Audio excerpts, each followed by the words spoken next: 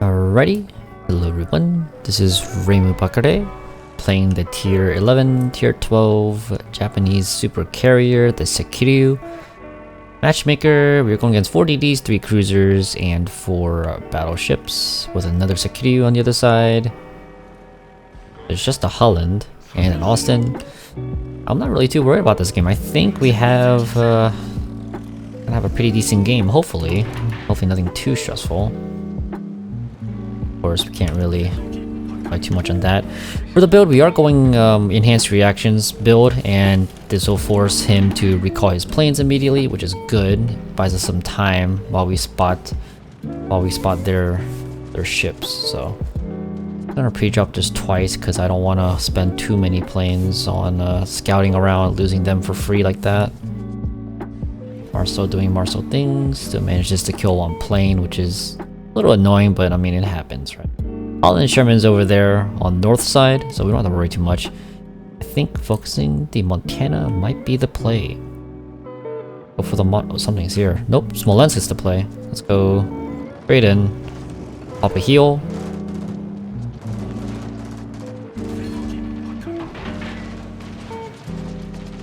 Pop an engine boost while we're at it as well. He's gonna eat 1. It's pretty good.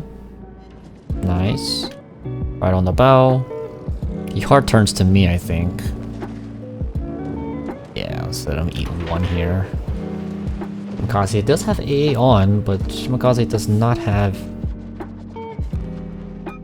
survivability expert, so maybe we can get one nice drop here. RNG, please. Taking a gamble, but I don't think we're gonna get that. Oh, wait a minute. Actually, oh my god, does it actually? That was so close. That was really close. Alright. Let's go ahead and use our rockets here on that Marceau. Help out our Trump a little bit. There we go. We gotta help him out immediately. So the strategy of the Sekiryu, in case people don't know, is basically a Haku. Literally the exact same as a Hakuryu. But you have tactical squadrons, which is just free squadrons on super carriers. Now, Sekiryu, unlike the other 2 super carriers, has 3 standards and 2 tacticals. Other super carriers have the opposite, which is 2 standards and 3 tacticals. I'm just go ahead and spot this Marceau here. Non-stop spotting, because the Sherman has... There we go, Sherman can just kill him like that. Let's use this squadron, last squadron, and just drop the Schlieffen, because might as well, right? If he does DCP this, we have our tactical rockets ready. Generally, I want to use my torpedoes next, but I kind of want to get this perma-fire on the Schlieffen if possible. Pressure him a little more for our Sherman. Now these are pretty much like how the United States tactical rockets are. Nothing too special, but just free fires, right? Look at that, double fire. Let's use our torps, our regular torps. The Sekiryu does have the typical Japanese squadron heal on the torpedo bombers, which are 2-minute cooldown, which is very nice for a torpedo squadron, a torpedo focused carrier. Schlieffen should be going down here. He is going to be in a crossfire with me and pretty much my whole entire team. And that's a huge chunk of damage there from the Vermont, I'm assuming. He might die here, actually. No, we're actually really close.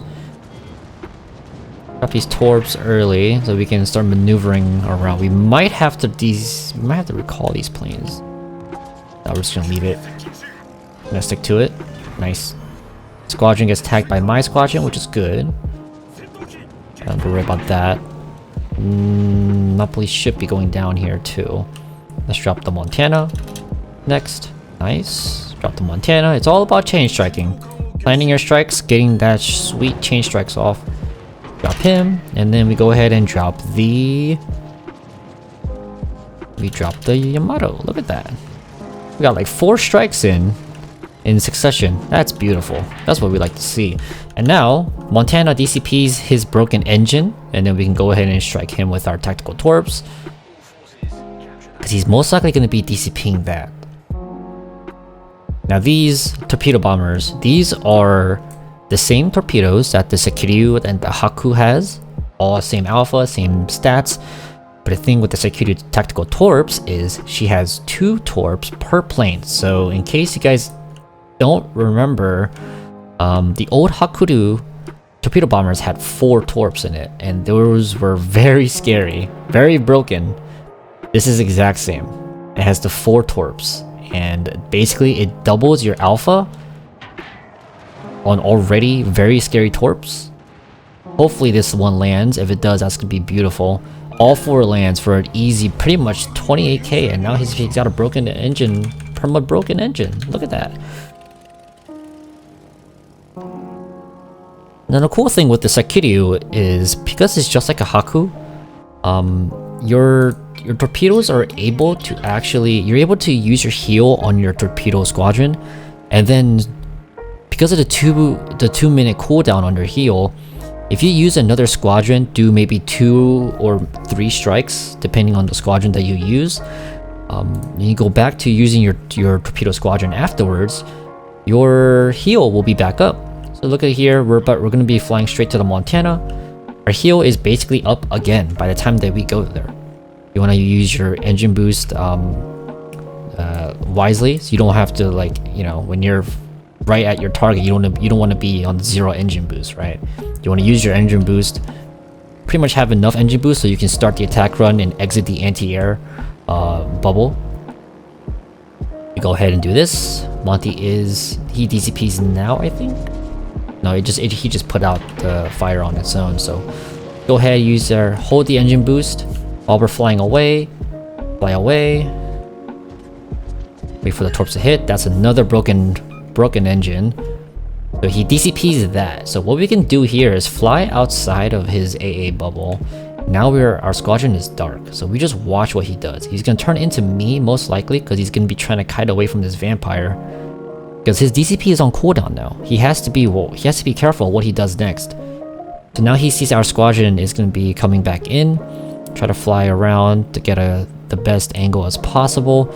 He's gonna most likely continue turning towards me. So let's start this attack run right away. Now we can use our heal because our engine boost is down. Now he's gonna eat torps. Cut the animation early. Hard turn to the right.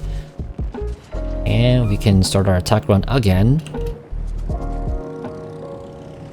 And he is perma-flooding now because his DCP is on cooldown after we broke his engine. We do that. So our autopilot just min-max here. Now we can turn around again. And get one last strike off. And he should be dead right here, actually, to the flood. Yeah, he just dies out. Here we go. Now we're gonna drop this. We're gonna go straight to our torpedo squadron again, because it's just a Yamato. We don't really have to worry about the anti-air or losing planes, because Yamato's anti-air is not gonna be anything to worry about. But after we finish this attack run on the Yamato with our standard torps, if we press Alt, we'll see that our tactical torps are going to be back up. So what this is really good for is, let's say you break the rudder engine or start a flood on the Yamato, he's got to DCP it or he's going to die, right? So when his DCP is down, you can use your tactical torps or your rockets to fly directly towards him with the least amount of time in between those strikes. And you can basically catch them when their DCP is on cooldown. And it works pretty much every single time, and they can't do anything about it. That's the power of plane speed. That's why everyone recommends to go plane speed as their main upgrade. Now he's just gonna die here. He's getting farmed out by our vampire. Pretty sure he's gonna die to our Republic as well. Let's actually turn towards him so we don't die immediately. He's on quad fire. Oh my god. And he's on a flood. Yeah, this dude is just gone. Let's go ahead and start focusing out this Shimakaze here now. The anti-air is still on, and Vampire is able to just catch him. Let's see if he reverses. Let's try to go a little slowly. He's reversing now. Let's do that. I'm gonna try to blind drop him. And we can also just go straight in because the match is pretty much won at this point. I think he's still reversing. Yeah, he's hard reversing still. I have these little widespread.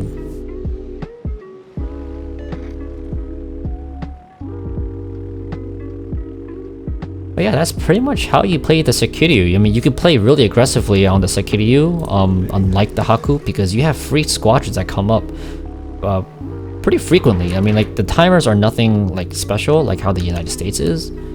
But the fact that the Sekiryu is pretty much an evolution of the Haku, it keeps all the base stats and all the on the squadrons and all the, you know, everything you know about the Haku.